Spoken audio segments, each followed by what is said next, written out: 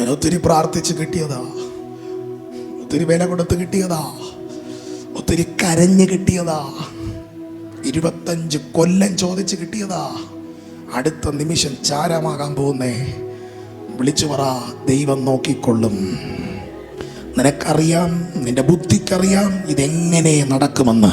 കർത്താവ് പറയുന്നു, നീ അറിയാത്ത വഴി നിനക്ക് വേണ്ടി എവിടെയോ തുറന്നു കഴിഞ്ഞു. എന്താ പറഞ്ഞു നിർത്താം? നിന്റെ മോറിയ മലയുടെ നീ പുറത്തുനിന്ന് നടന്ന് കയറുമ്പോ ഇത് അപ്പുറത്തുനിന്ന് ദൈവത്തിന്റെ കരുതലിനെ ദൈവം കരുതി കഴിയുകയാണ്. നീ അറിയാത്ത ഭാഗത്തു നിന്ന് നിനക്ക് വേണ്ടിയുള്ള ദൈവത്തിന്റെ കരുതല്. ഈ ആട്ടുംകൊറ്റൻ ആരുടെയെങ്കിലും കൂട്ടത്തിൽ നിന്ന് കൂട്ടം തെറ്റി വന്നതാണെങ്കിൽ ചോദിച്ചു വന്നാൽ എന്ത് ചെയ്യേണ്ടി വരും? ഇതിനാരെങ്കിലും അവകാശം ഉണ്ടെങ്കിൽ ഇന്ന് ചിലപ്പോ മിണ്ടാതെ നിൽക്കും, നാളെ എന്ത് ചെയ്യും? ചോദിച്ചു വരും. ഇതെന്റെതാ. പക്ഷെ ദൈവം